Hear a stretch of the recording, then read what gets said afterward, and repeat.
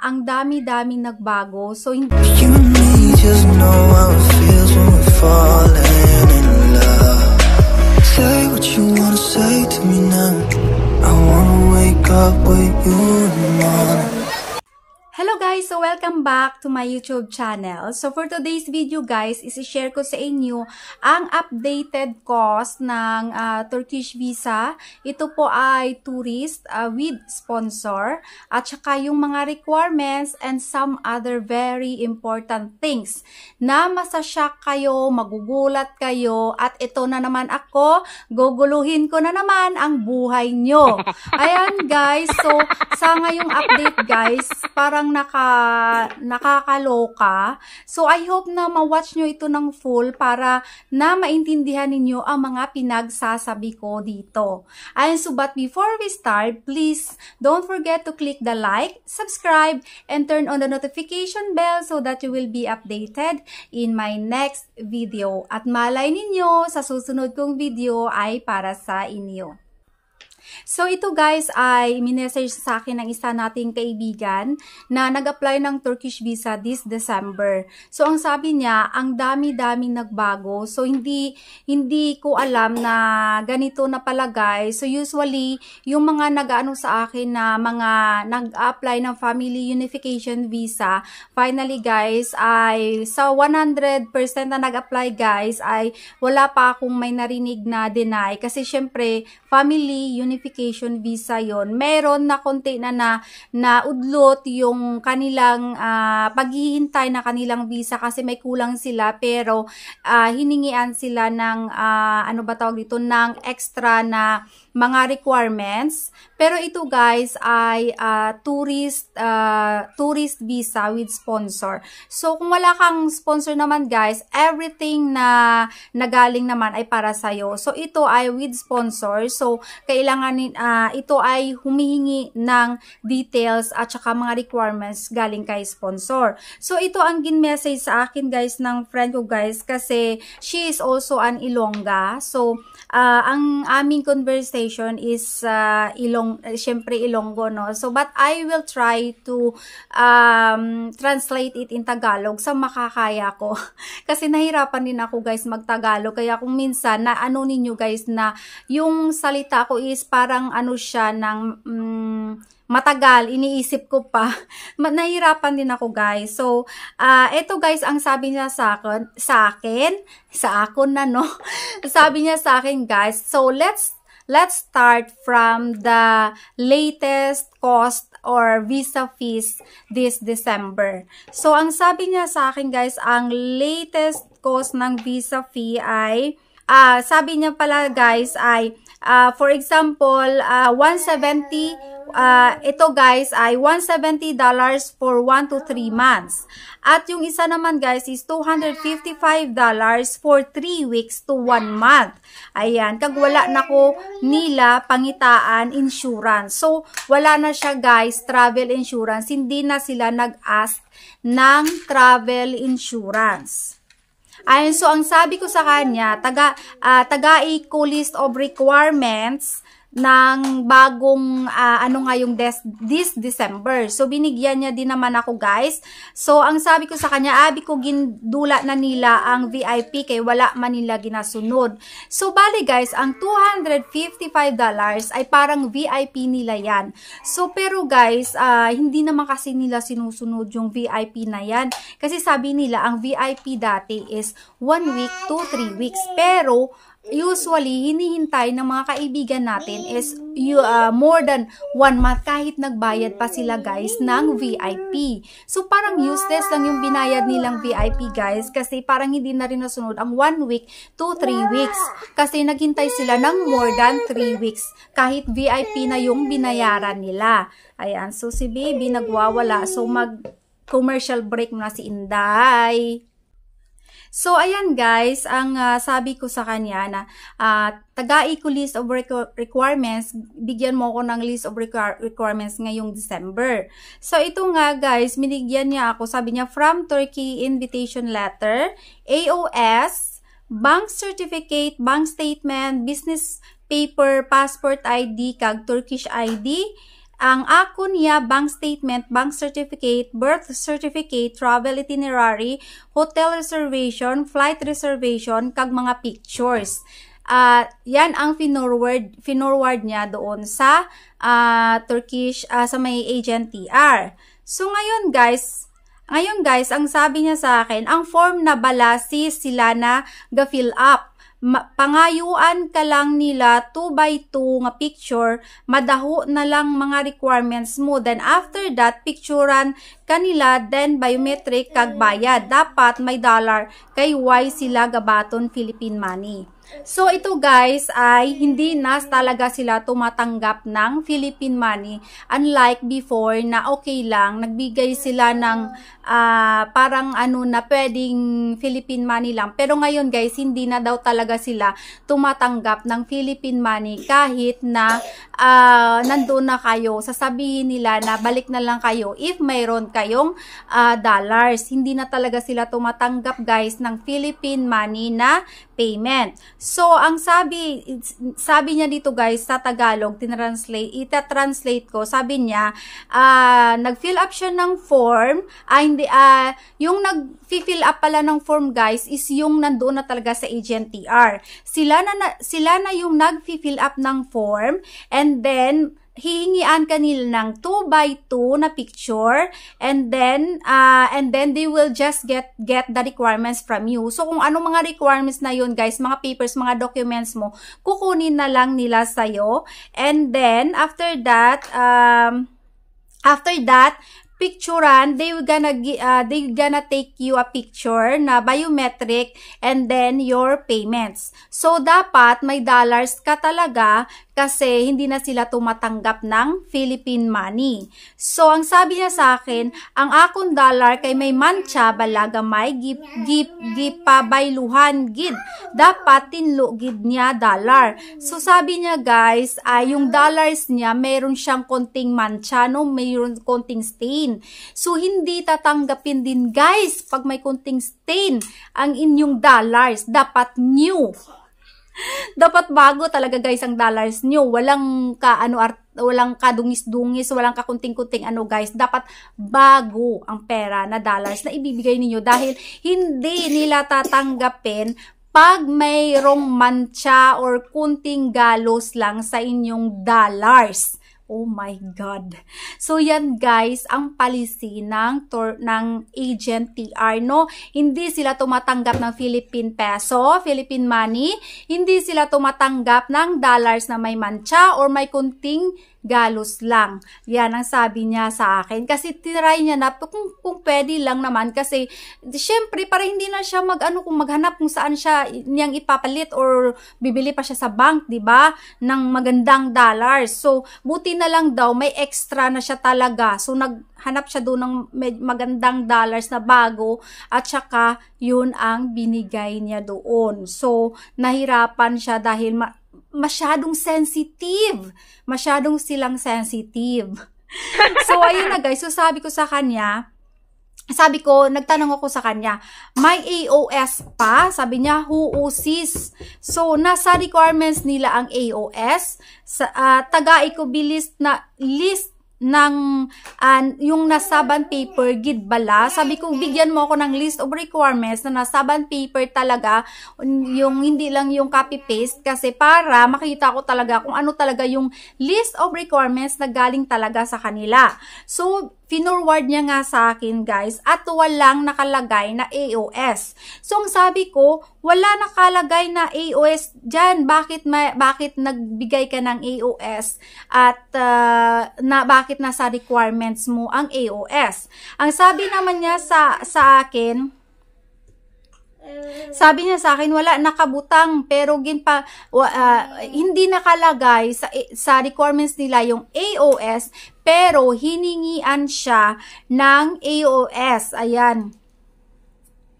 Sabi niya, wala nakabutang, pero ginpangayuan ko nila, mayo lang kay nakagwa kami, gin-email lang nila sa akon. So, mayo lang guys, it's good that mayroon na siya talagang AOS na hawak that time. Kasi wala naman daw sa requirements, so hindi na niya finorward. What happened, my love? So, ayan guys. So, wala naman sa requirement. So, hindi niya finorward. So, at the end, hiningian pa talaga siya ng AOS. Ay, sabi ko, bakit naman ka hiningian ng AOS? Kasi wala naman sa requirements. Hindi mo ba yan na, naitanong, sabi niya, same malang, sabi niya sa akin, same malang sa gina-vlog mo ang requirements. So, ang requirements, guys, are same lang talaga sa vlog ko, guys. So, ngayon, ilalagay ko lang dito, hindi ko nababasahin kasi nakakapagod magbasa nito. 13, number 13, tingnan mo guys. Oh, yan ang finorward niya sa akin guys na mga list of requirements guys. Ayan, so ilalagay ko lang dito sa screen ko at nang ma-screenshot ninyo kasi hindi ko na siya babasahin, ha? At medyo mahaba na rin vlog ko mamaya at kasi yung list of requirements are the same lang naman from the previous until now. Ang nagkaiba lang is yung hiningian siya ng AOS na wala naman dito sa requirements at saka yung visa fee. So, ayan guys, ang sabi ko sa kanya, sa Istanbul lang siya nagkuha. So, ang AOS guys, Philippine Embassy sa Ankara, pwede ka kumuha ng AOS. Kung may Philippine Embassy or may branch ang Philippine Embassy sa Istanbul, pwede kayo kumuha sa Istanbul kasi sabi niya, kumuha yung partner niya sa Istanbul daw siya kumuha. So, first time ko to alam na mayroon pala pwede pala kumuha sa Istanbul ng AOS. So, if you are in Istanbul guys, please research na lang dyan sa Google Maps or sa Google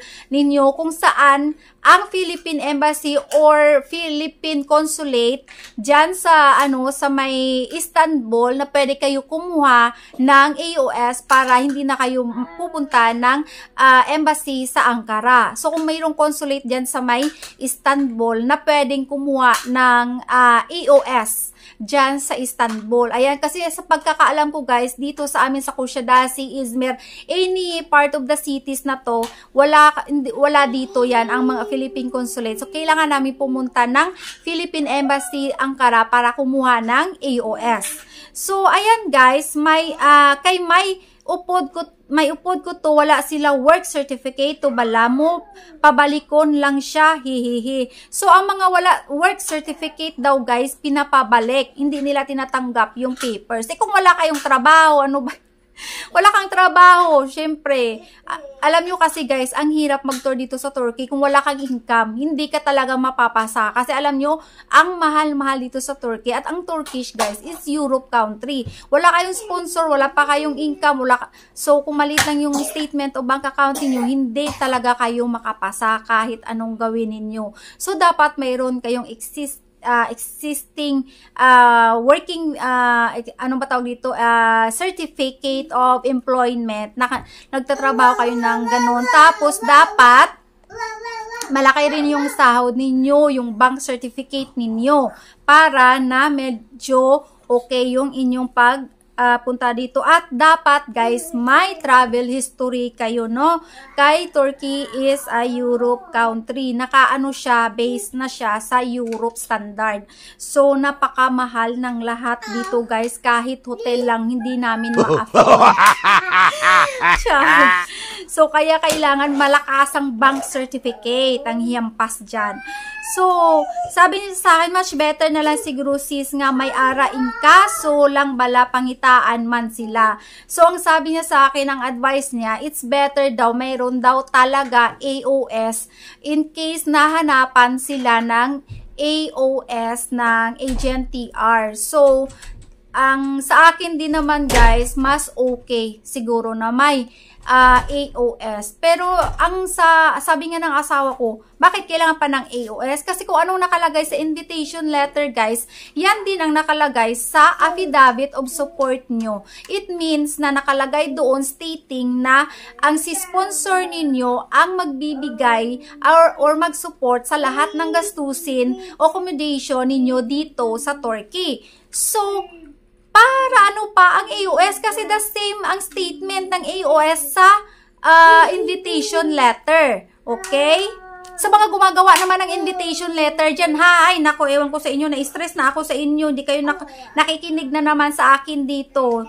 Wala kayong patience sa panood ng vlog ko. Lahat tatanungin nyo sa akin. Sagot sa inyo. Kasi nandito na lahat sa vlog ko. Talaga, gumagawa-gawa pa talaga kayo ng invitation letter.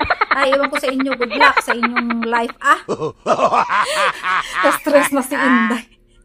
Kasi guys, sa lahat ng vlog ko, sinasabi ko talaga na hindi ginagawa ang invitation letter. Nako, Diyos ko. Bahala nga kayo dyan.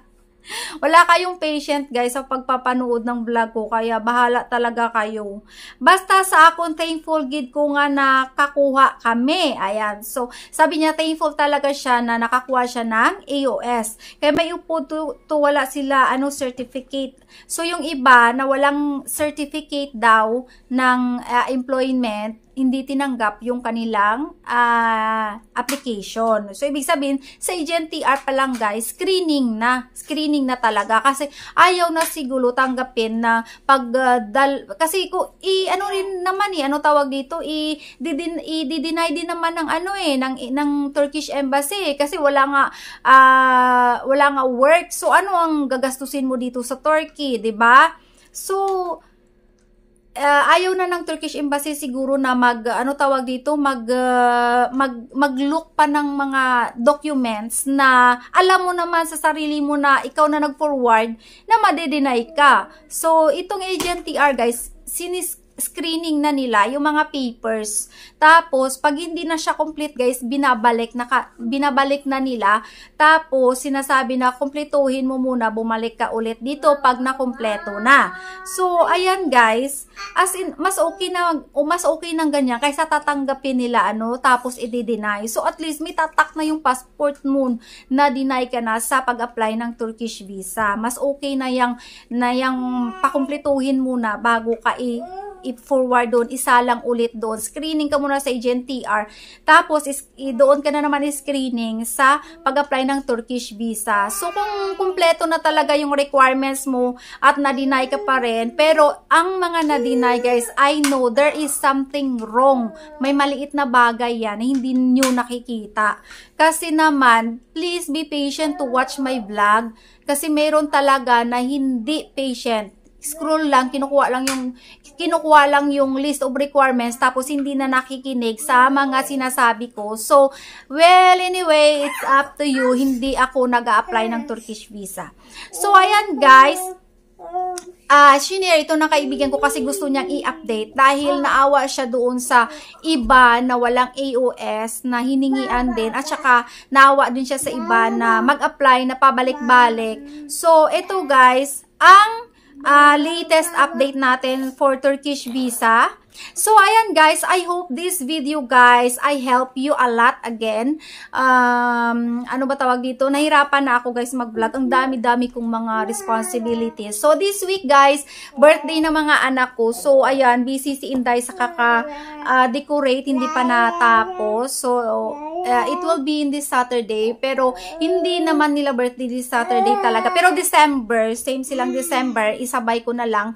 Kasi marami akong agenda this December. Sabay silang i-circum this 25. So, and then after the 25, hindi na ako ng mga social media pa kasi kailangan ko silang tutukan, alagaan. So, sorry kayo. Sorry na lang sa mga nagtatanong ng Turkish visa na walang patience sa pagpapanood ng vlog ko. Ayan guys, so sa lahat guys, good luck sa mga application ninyo. God bless. At saka sa mga nandito na sa Turkey na bago, please message me para mai-add ko kayo sa GC ng mga New Filipina dito. Baka mayroon kayong kapitbahay. At pwede kayo magkita-kita or mag-celebrate kayo ng Christmas together. Kasi alam nyo guys, walang Christmas dito sa Turkey. Pero kung kayo na mga Filipina, gusto nyo mag-celebrate sa isang bahay ng friend ninyo, pwede nyong gawin yan. Para makapag-enjoy kayo, mabawasan ang homesick nyo, mabawasan ang board nyo. Ayan guys. So please PM me and you can connect to those newly Filipina here in Turkey. Guys, I will say thank you you so much, and for today, this is only for latest update, and I hope mag-update pa ako soon kahit busy ako, guys. Ayan, so kung bago pa lang kayo dito sa aking YouTube channel, please don't forget to click the like, subscribe, and turn on the notification bell so that you will be updated in my next video. And thank you so much, and bye!